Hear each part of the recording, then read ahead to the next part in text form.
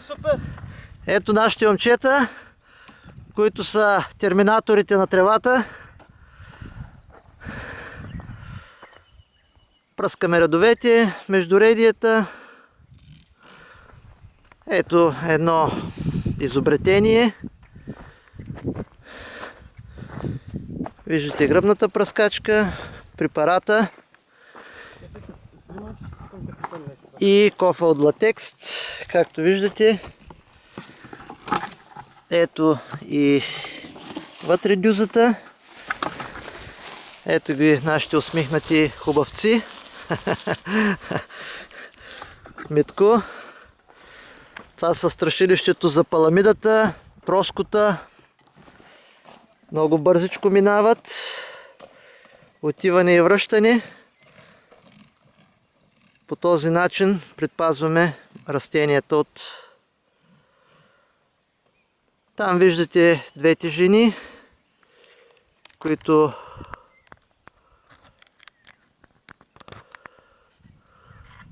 са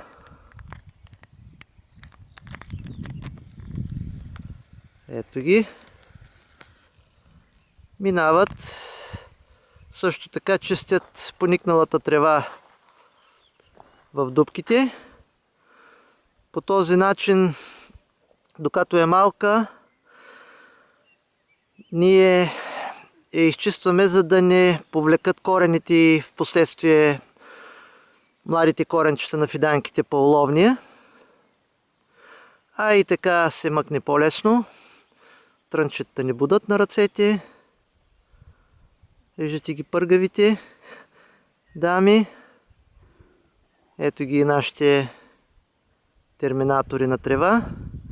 Все още не се вижда голямото количество трева, но виждате, вече има масово покълване.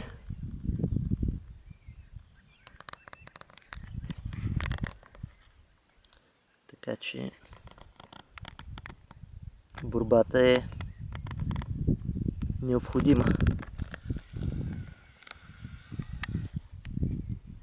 Ето ги.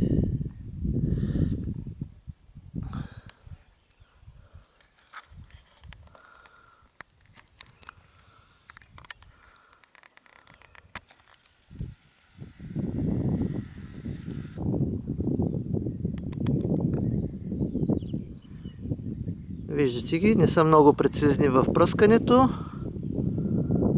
но чудесно за сега. Това е ритъма на ходене, за да може една пръскачка горе-долу да покрие 1 декар.